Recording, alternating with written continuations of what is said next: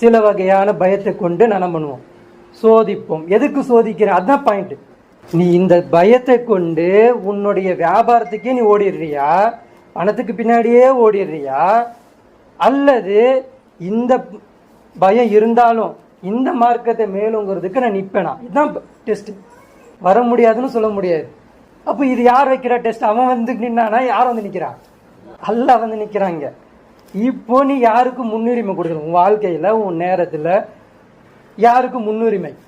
பொருளாதாரத்துக்கா, இல்லை உன் குடும்பத்துக்கா, உன் குடும்பத்துக்கா, அல்லது எனக்கா? அவன் மனுஷன் எதை தேர்வு செய்கிறான்? அவனுடைய நேரத்தையும் அவன் பயத்தை அவன் தேர்வு செய்கிறான். பை இன்னொரு நாள் வரேன் பை, கையில் காசே இல்லை பை சொல்கிறாங்களே, இல்லை பை வர முடியல பை, நீங்கள் அடுத்த முறை வாங்க பை அப்படின்னு வாங்க. நேரத்தையும் களத்தையும் எதை நீங்கள் தள்ளினாலோ உங்களால் அதை நிவர்த்தி பண்ணவே முடியாது. அது அல்லாஹ் நாடினால் மட்டும்தான் உங்களுடைய பொருளாதாரத்தையும் உங்களுடைய கஷ்டத்தையும் அல்லாஹ் மட்டும்தான் உங்களை என்ன பண்ண முடியும்? பூர்த்தியாக்க முடியும்.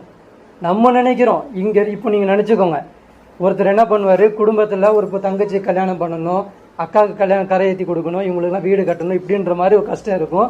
என்ன பண்ணுவார்? வாப்பா என்ன பண்ணுவார், ஒரு பிள்ளையை தேர்வு செஞ்சு நிறைய காசுலாம் போட்டு அவர் விசா வாங்கி அனுப்பி விட்ருவார். எங்கே பாருன்னு அனுப்பி விட்ருவார். என்ன சொல்லி அனுப்புவார்? ஒரு அக்கா இருக்குது, ஒரு தங்கச்சி இருக்குது, ஒரு வீடு கட்டணும், அவனை போயிட்டு சம்பாரிச்சு விடுமான். இதான டார்கெட்டு.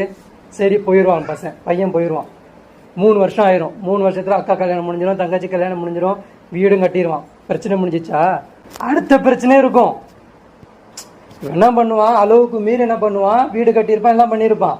இப்போ பெருநாள் வருது, என்ன பண்ணலாம்? குழந்தைங்களாம் ட்ரெஸ் வாங்கணும், கடன் கொடுங்க. சம்பளம் 28,000 30,000 இருக்கும். இன்னொரு எக்ஸ்ட்ரா ஒரு அனுப்புற ஒரு 50,000 ரூபா அனுப்பிடுவோம். சரியா? சந்தோஷமா இருக்கட்டும் அப்படின்னு சொல்லிட்டு நம்ம என்ன பண்ணுவோம்? ஒரு 50,000 ரூபாவை திரட்டி என்ன பண்ணுவோம்? கொடுப்போம், அனுப்பிடுவோம். அனுப்பிட்டு நம்ம ஒரு ட்ரெஸ்ஸு அன்றைக்கி ஈது நமக்கும் இருக்கும், நம்ம ஒரு பழைய ட்ரெஸ்ஸு ஏதோ ஒன்று போட்டுக்கிட்டு ஃபேமிலியை மிஸ் பண்ணிவிட்டு உட்காந்துருப்போம். ஆனால் என்ன நினைப்போம்?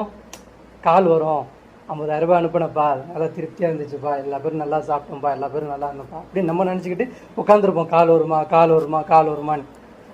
ஆனால் கால் வராது. கால் எப்போ வரும்? நைட்டு வரும், 8 மணிக்கு கால் வரும். உடனே ஓடி போய்ட்டு நம்ம அனுப்புனது எல்லாருக்கும் பூர்த்தி நம்ம அட்டன் பண்ணுவோம். அவங்க அதை பற்றி பேசவே மாட்டாங்க. நீ சாப்பிட்டியாப்பா, நீ நல்லா இருக்கியாப்பா, கடைசிக்கு எதிர்பார்ப்பாங்க என்னென்னு, கொடுத்த காசு பத்திச்சா, போதுமாச்சா, எல்லாம் கரெக்டாக இருந்துச்சான்னு எதிர்பார்ப்பாங்க. அப்போ அவங்க சொல்லுவாங்க, இல்லை இன்னும் எங்களுக்கு ஒரு 10,000 ரூபாய் தேவைப்பட்டுச்சு, நீங்கள் ஒரு 70,000 ரூபாய் அனுப்பணும்னு நினச்சோம், நாங்கள் ஒரு 70,000 ரூபாய் எஸ்டிமேட் நாங்கள் போட்டு வச்சுருந்தோம், நீங்கள் 50,000 ரூபாய் தான் கொடுத்தீங்க. ஆனால் இது உங்களுக்கு சொல்கிறதுக்கிட்ட எங்களுக்கு என்ன ஆயிடுச்சு, கஷ்டமாக இருந்தது, அதனால் நாங்கள் சொல்லணும். அவருக்கு எப்படி இருக்கும்? அப்போது இங்கே பிரச்சனையை கொடுக்கறது யார்?